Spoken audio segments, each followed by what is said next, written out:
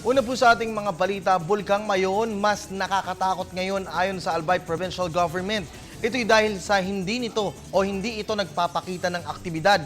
Mga barangay naman na sakop ng 6-kilometer danger zone, nakatakdang putulan ng kuryente at tubig. Ang update alamin natin mula mismo doon sa Albay, mula sa aming kasamang si Haji Caaminio, mag-uulat ng live.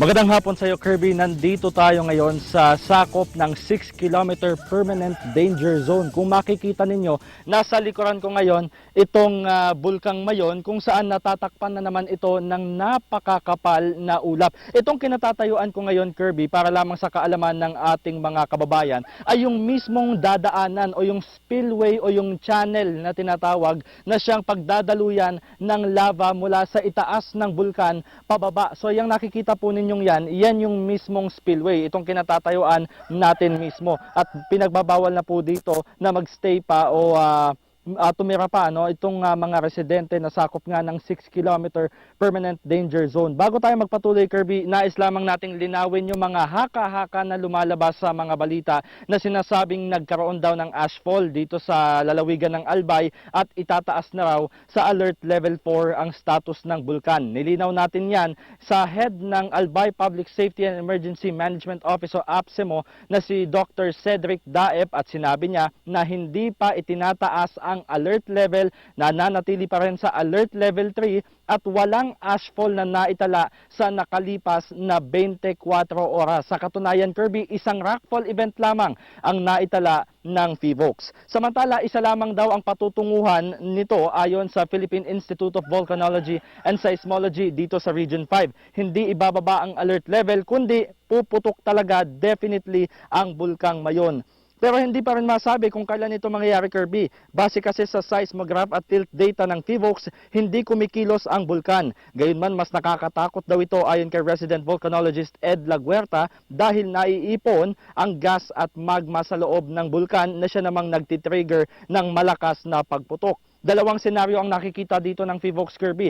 Una ay yung pag-increase ng volume ng gas o yung sulfur dioxide na tinatawag. Pangalawa naman ay ang pagpe-pressurize naman sa ilalim o nanggagaling dito sa ilalim ng bunganga ng bulkan. Pero mas nakikita nila ngayon yung second scenario, which is yung nagpe-pressurize. Dahil sa mga nakalipas na araw, Kirby, ang naitatala nilang sulfur dioxide ay patuloy na bumababa. Mula sa libo-libong tons per day, naging 308 tons per day. Ngayon ay nasa 148 tons per day na lang. Ano ang ibig sabihin nito? Ibig sabihin, Kirby, naiipon yung gas at yung magma sa ilalim ng bulkan, at kapag naiipit ito ay nagkakaroon ng pressure na siyang magti-trigger ng malakas na pagputok. At dahil nananahimik ang bulkan, yun daw ang mas nakakatakot ngayon ayon kay resident volcanologist Ed Laguerta. Samantala, para sa iba pang mga balita, Kirby, ay nakatakdangang pag-aralan o pinag-uusapan na ngayon ng APSEMO at ng provincial government ng Albay ang pagputol nga sa supply ng kuryente at tubig